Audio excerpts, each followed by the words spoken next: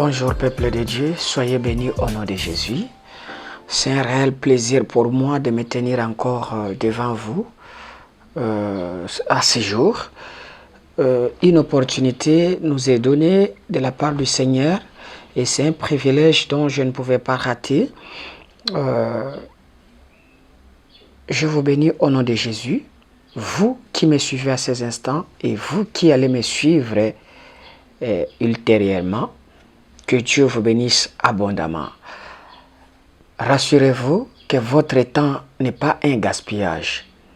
Rassurez-vous que si vous êtes là, c'est parce que vous aimez Dieu, c'est parce que vous aimez Jésus.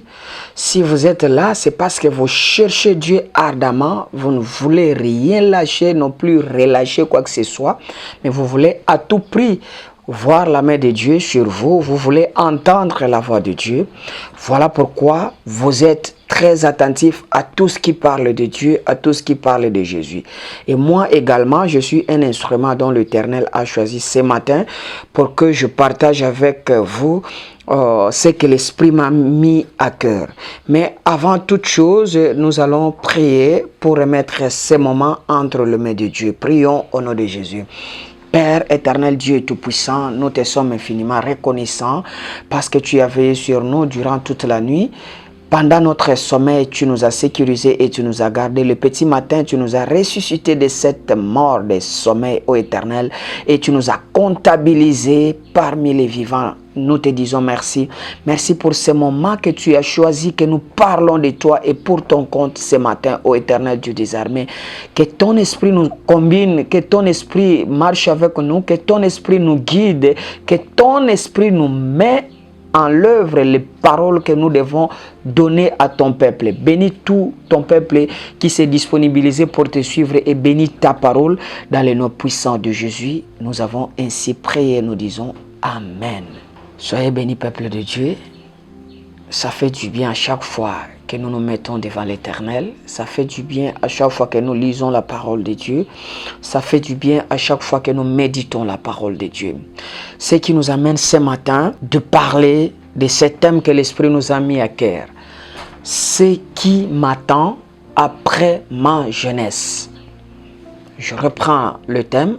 Ce qui m'attend après ma jeunesse. Nous l'avons tiré dans le livre d'Ecclésiaste chapitre 12, du 1er au 10e verset, dont je vais chercher ma Bible, je vais lire rapidement au nom de Jésus. Ma Bible dit ceci: jeune homme, réjouis-toi dans ta jeunesse, livre ton cœur à la joie pendant les jours de ta jeunesse.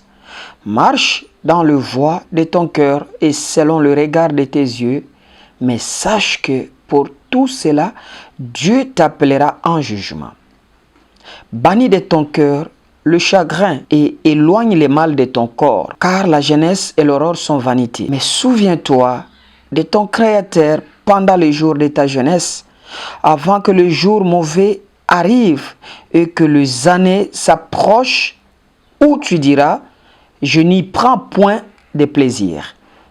Avant que s'obscurcissent plutôt le soleil et la lumière, la lune et les étoiles, et que les nuages reviennent après la pluie, temps où les gardiens de la maison tremblent, où les hommes forts se courbent, où celles qui moulent s'arrêtent parce qu'elles sont diminuées, où ceux qui regardent par le fenêtre sont obscurcis, où le deux battants de la porte se ferment sur la rue quand s'abaisse le bruit de la muelle, où l'on s'élève au chant de l'oiseau, où s'affaiblissent toutes les filles du champ, où l'on loue, où l'on redoute ce qui est élevé, où l'on a des terreurs en chemin, où la mendier fleurit,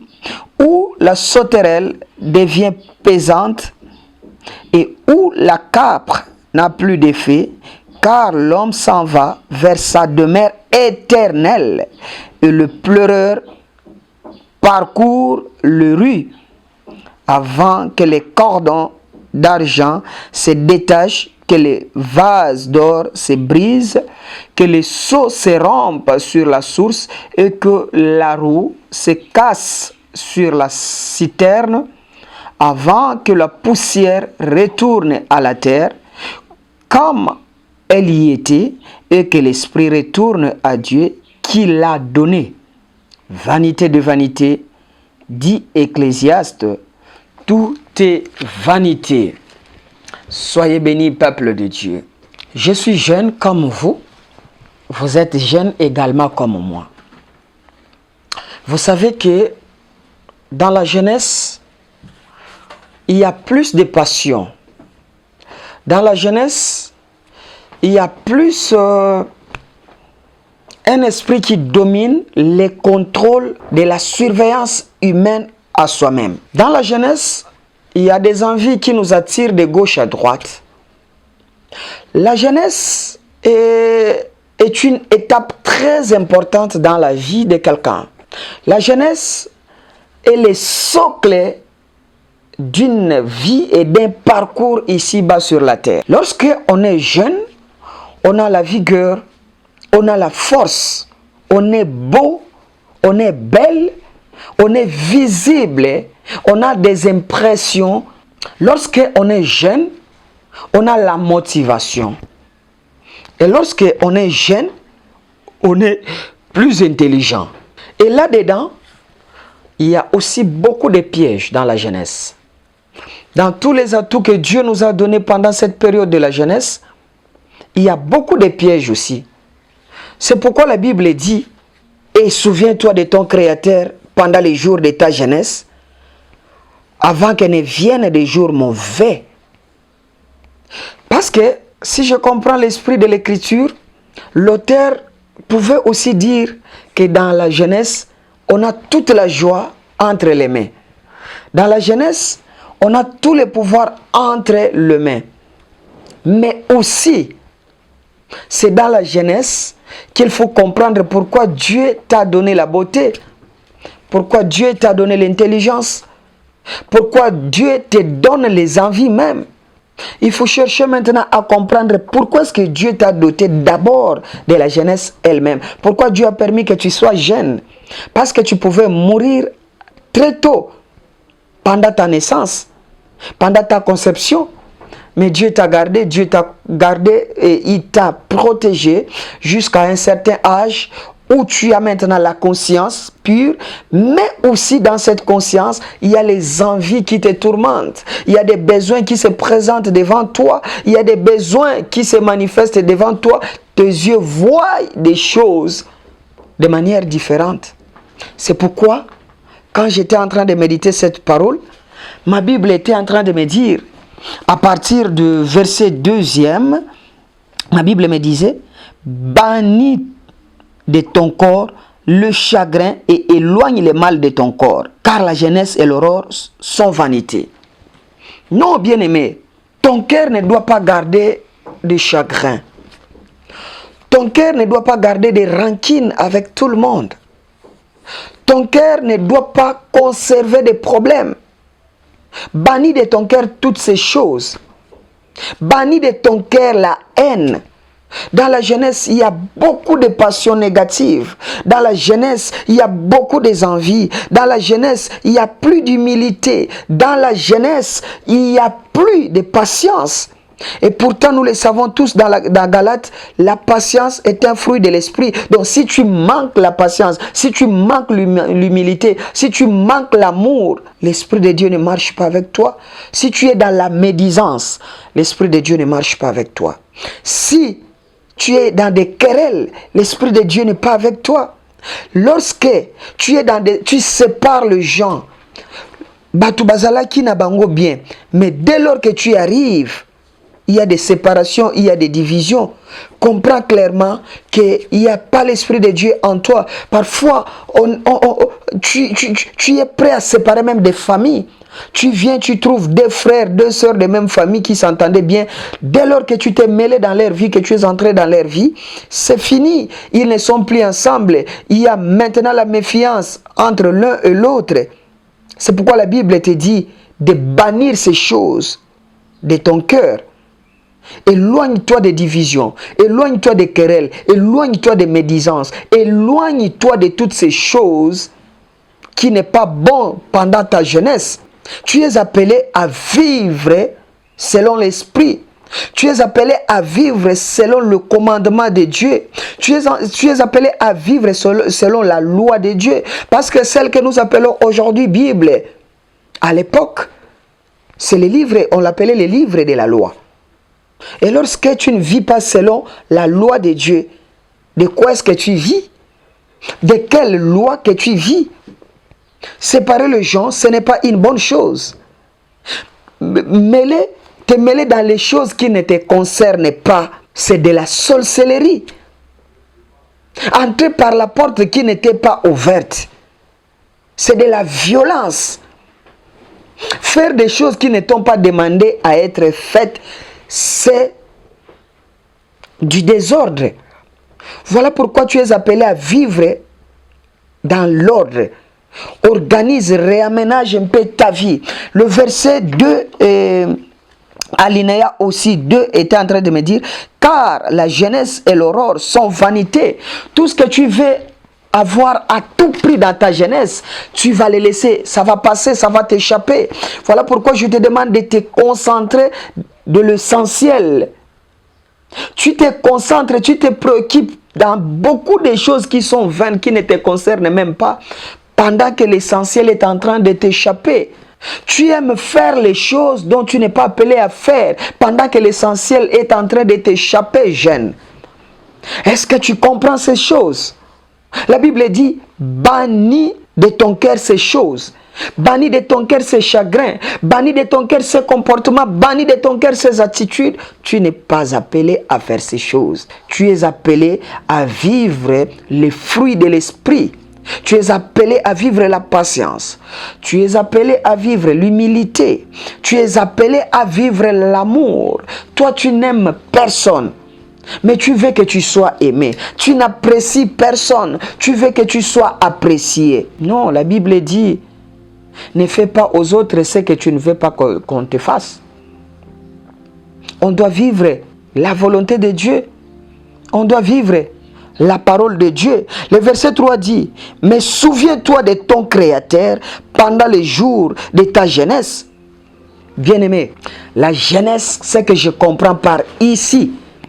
La jeunesse, c'est une étape où tu dois servir Dieu parce que tu as toute la vigueur, parce que tu as toute la force, parce que tu as une conscience pure. Dans la jeunesse, tu dois servir ton Créateur. Dans la jeunesse, tu dois servir ton Dieu. Souviens-toi de ton Créateur.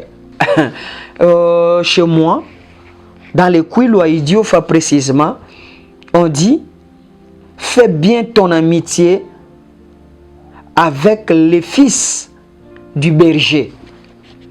Parce que les jours qu'ils vont immoler, qu'ils vont tuer une brebis chez eux, il se souviendra de toi. De la même manière, pendant que tu es jeune, donne croissance à ta relation avec Dieu. Donne croissance à ton intimité avec Dieu. Donne croissance à ta vie spirituelle. Donne la vie, nourris ta vie spirituelle. Pour que les jours de détresse, que le Seigneur se souvienne de toi. Maintenant tu as la force. Après-demain, laisse-moi te le dire, tu n'auras plus de force. Tu auras marché avec un bâton. Tu auras besoin de quelqu'un pour te tenir, pour que tu fasses 2-3 pas. Pendant que maintenant, tu peux contourner tout Kinshasa. Tu peux te promener partout là où tu veux. C'est parce que tu as la force. C'est comme le verset premier qui était en train de dire dans son alinéa 2e. Bon, je commence par le premier alinéa. Jeune homme, réjouis-toi de ta jeunesse. Livre ton cœur à la joie pendant les jours de ta jeunesse. Marche dans le voie de ton cœur et selon le regard de tes yeux. Donc, c'est-à-dire, ton cœur a des désirs. Ton cœur a des envies. Ton cœur imagine des choses. Mais au-delà de ton cœur, tes yeux aussi voient. Tes yeux sont en train de voir, cette fille est tellement jolie, hein? Cette fille a un corps, hein? Oh non, cette boisson me plaît énormément. Champagne, oh yo, non, il faut, je dois en avoir. C'est iPhone X Pro, je ne sais pas X quoi, je ne sais pas. C'est iPhone, je dois en avoir. Cette voiture, je dois rouler. Toi, jeune fille, tu ne travailles pas. Tu as entre tes mains un téléphone d'une valeur de $1500. Comment tu as fait pour en avoir? Comment tu y as fait? Parfois, les parents n'ont même pas ces moyens-là. Parfois, toi-même, tu dors dans des conditions difficiles. Tu n'as même pas un matelas. Tu n'as même pas un bon drap. Mais tu as sur toi un portable, un téléphone qui coûte au-delà de tes moyens. $1500, $800, $500. Mais tu fais comment pour en avoir, ma soeur? Tu fais comment pour rouler de voiture, toi qui ne travailles pas? Oh jeune homme, comment tu fais pour donner un bien de valeur pendant que tu es encore élève, pendant que tu es encore étudiant, tu ne travailles pas? Comment tu fais pour avoir des choses au-delà de tes moyens? Quel travail que tu fais? Quel salaire que tu gagnes pour réaliser toutes ces choses? Tes yeux là sont le piège pour toi si tu ne comprends pas les choses de Dieu. Ton cœur là peut être un piège contre toi-même. Ça peut te pousser à envier les choses que tu n'es pas à mesure par tes propres moyens d'en avoir. Tes yeux là peuvent t'amener au cimetière. Tes yeux là peuvent t'amener à la morgue. Tes yeux là que tu vois, ça peut t'amener en prison. Seulement tu dois comprendre que Dieu ne t'a pas donné ces choses pour que ça soit un piège pour toi.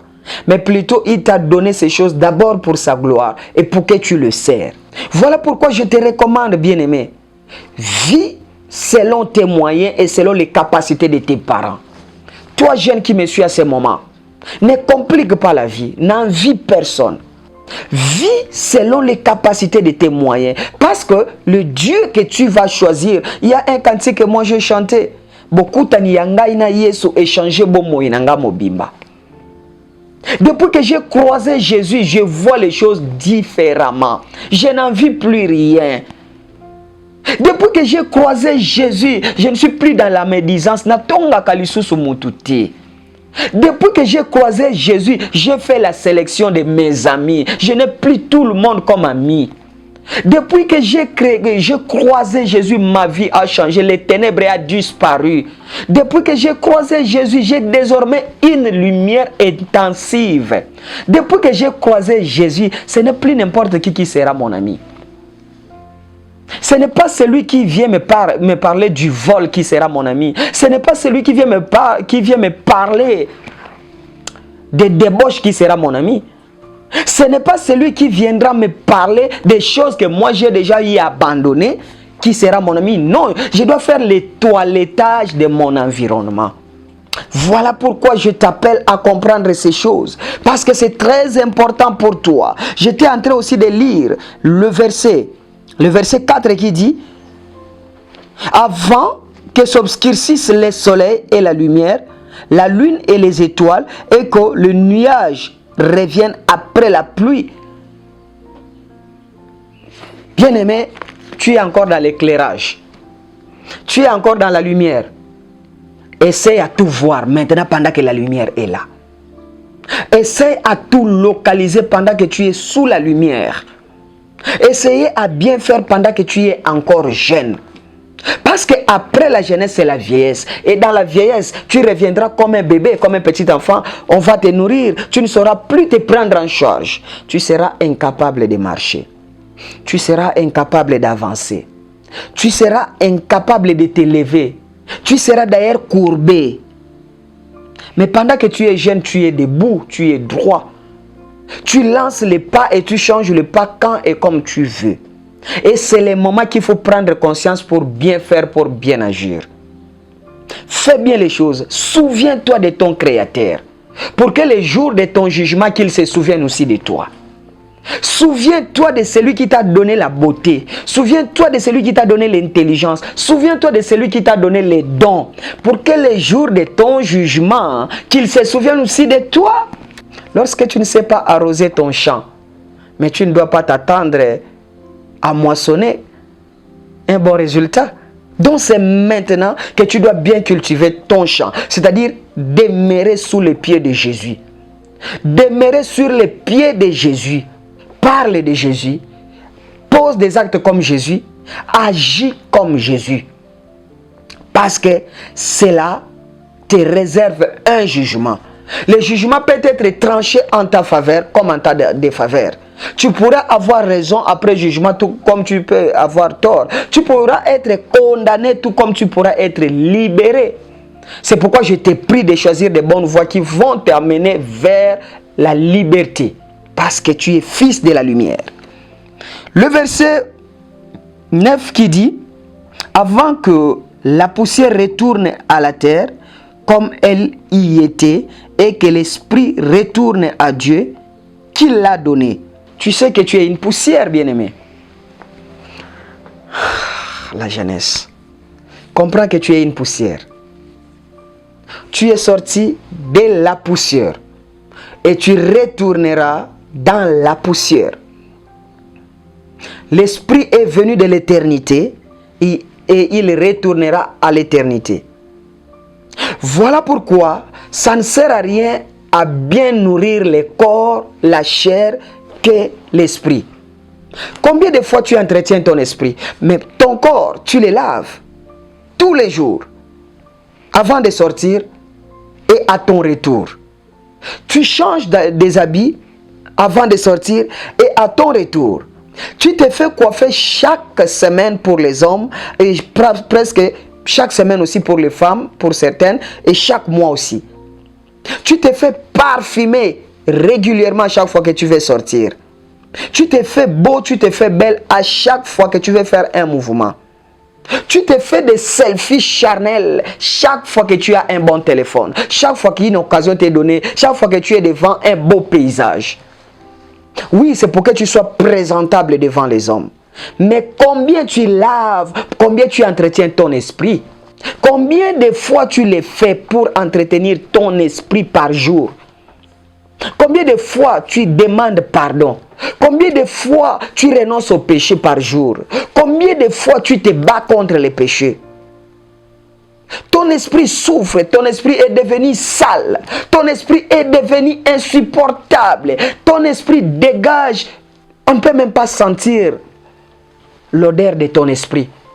Parce que ton esprit est très sale. Même Dieu, celui qui t'a donné l'esprit, ne sait plus sentir ton esprit. Tout simplement parce que tu ne l'entretiens pas. Voilà pourquoi, bien-aimé, je te demande désormais, premièrement, de servir Dieu pendant ta jeunesse. 2. De te souvenir toujours de ton Créateur. 3. De ne pas faire tout ce que tes yeux te montrent. 4. De ne pas exécuter tous les désirs de ton cœur. 5. De toujours faire du bien à tes prochains. C'est ainsi que ton jugement sera réduit. C'est ainsi que tu vivras la gloire de Dieu. Apprends à entretenir ton esprit tous les jours. Apprends à te réconcilier avec Dieu tous les jours. Que ton cœur a banni le voie de méchant. Que ton cœur s'éloigne de toute attitude, de tout comportement qui n'est pas digne. Nourris ton esprit plus que tu nourris ton corps, plus que tu nourris ta chair. Entretiens plus ton esprit que ta chair. Parce que la chair que tu vois là, c'est une pourriture. Après quelque temps, on va les jeter au cimetière. Chose grave, on ne les mettra même pas un habit de ton choix. Chose grave, tu ne monteras pas au cimetière avec une grande portion de ta chambre. Tu n'iras pas au cimetière avec les habits de qualité. On va t'imposer les habits. On va t'imposer les trous là où on va t'enterrer. On va t'imposer même les cercueils. Mais pendant que, lorsque tu étais en vie, tu choisissais les habits toi-même. Tu choisissais les parfums toi-même. Tu choisissais les femmes, les hommes toi-même. Tu faisais tout ce que... Mais cette fois-là, tu seras sous une conscience imposée. On va t'imposer les choses que toi tu n'accepteras parfois pas si tu étais en vie. Lorsque la Bible dit « Souviens-toi de ton Créateur dans les jours de ta jeunesse », au niveau du premier verset, c'est-à-dire quoi? Voilà ce qui t'attend, ce que tu dois faire par rapport à ces versets. Tu dois comprendre que c'est le moment favorable pour se tourner vers le Seigneur et mettre à son service ses pleines facultés. Car avec l'âge, les forces déclinent et le cœur tend à s'endurcir. Lorsque tu prends de l'âge, les forces s'épuisent et le cœur devient dur. La vieillesse et la mort sont évoquées par allégorie dans le verset 2 à 7 comme tu l'as lu. C'est là aussi vient la conclusion du livre, tragiquement identique à son introduction.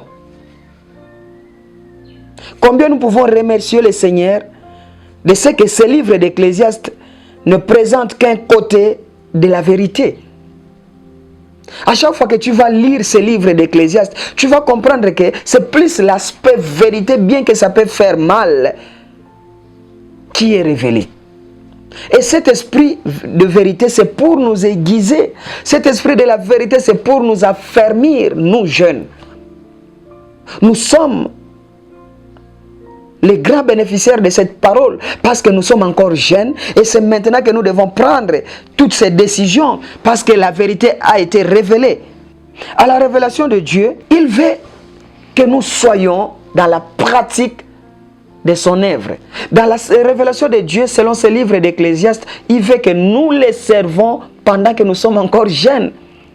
Lorsque nous avons encore la force, ne regarde pas le salaire des hommes, mais regarde le salaire de Dieu. Parce que lorsque Dieu va te payer, même l'homme qui te prenait en charge sera sous ta charge désormais. Lorsque Dieu va te payer, les miettes que tu attendais entre les mains de Dieu, tu vas les jeter.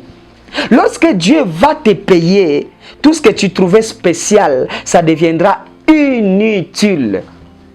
Parce que la Bible dit, ce que je voyais comme des gains, je l'ai constaté désormais comme une perte. Parce que Dieu a un projet de bonheur et du succès pour toi. Dieu a un projet d'élévation pour toi. Mais il veut simplement que pendant ta jeunesse, que tu comprennes ces choses. Que tu te lances sans retenue dans l'œuvre de Dieu. Que tu te lances sans que quelqu'un te tire vers le bas dans cette œuvre de Dieu. Que tu te lances sans que quelqu'un te pousse dans cette œuvre de Dieu. Mais seulement sois discipliné. Travaille. Dans l'œuvre de Dieu, il y a un aspect très important que la jeunesse doit retenir. On sert Dieu dans l'humilité. Tu peux accepter qu'un petit enfant t'utilise lorsqu'il est établi. Mais l'humilité que tu vas présenter, ce n'est pas au petit qui est devant toi, mais c'est à Dieu, c'est lui qui t'a donné ce service.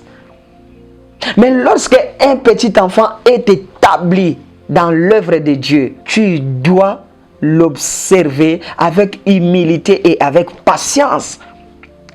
Parce qu'il est un instrument de Dieu. Comment veux-tu que Dieu te bénisse aussi longtemps? Ta jeunesse est sacrifiée dans le Kuluna. Comment veux-tu que Dieu te bénisse tandis que ta jeunesse est sacrifiée dans les Bombay? Comment veux-tu que Dieu te bénisse tandis que ta jeunesse est sacrifiée dans l'impudicité, dans la médisance, dans des crimes? Non, Dieu te rappelle à cette vérité dans l'Ecclésiaste qu'il a besoin de ta jeunesse. C'est tout simplement ce que Dieu voulait te dire. Il a besoin de ta jeunesse pour son œuvre. C'est lui qui te donne croissance. C'est lui qui te donne la santé. C'est lui qui te donne la vigueur. C'est lui qui te donne la force. Mais tu prends toutes ces choses pour les déverser aux œuvres de la chair. Bien-aimé, est-ce que tu as une conscience? Voilà pourquoi je te rappelle à comprendre ces choses, étant une vérité céleste, une vérité divine. Ecclésiaste, je te dis merci à cause de ces vérités, à cause de ces choses. Et Ecclésiaste, je suis très reconnaissant parce que tu m'as révélé. Voilà comment tu dois prier. Parce que lorsque une chose est révélée à ton profit, à ton intérêt, tu dois premièrement savoir dire merci. Lorsque une parole t'est donnée, tu dois commencer par dire merci. Lorsque quelque chose inattendu te parvient, tu dois dire merci. Voilà pourquoi je t'invite à dire merci à Ecclésiaste. Dis merci à Dieu, parce qu'il a parlé de la vérité à travers Ecclésiaste. C'est pourquoi, moins qu'aucune autre, cette portion de l'Écriture ne doit être séparée du contexte de la parole divine. J'étais dans la joie de comprendre que avant que je ne devienne enfant de Dieu, avant que je reçoive Jésus comme Seigneur et Sauveur, j'étais dans l'impudicité, j'étais dans le mensonge, j'étais dans l'ivrognerie, j'étais dans toutes ces choses mauvaises du monde que la jeunesse prend la tête. Mais depuis que j'ai croisé Jésus, toute ma vie a changé. Tu ne verras plus jamais ces choses en moi. Les gens peuvent parler, les gens peuvent dire, les gens peuvent commenter, mais je reste sous les pieds de Jésus. Parce que c'est Jésus qui me connaît. Toi, l'homme, tu ne me connais pas. Peut-être quelqu'un a retenu ton ancienne identité. Dis-lui simplement, tu n'es plus là-bas. Dis-lui simplement, tu as changé de camp. Dis-lui simplement, désormais, tu es dans le camp de Jésus. Que Dieu vous bénisse.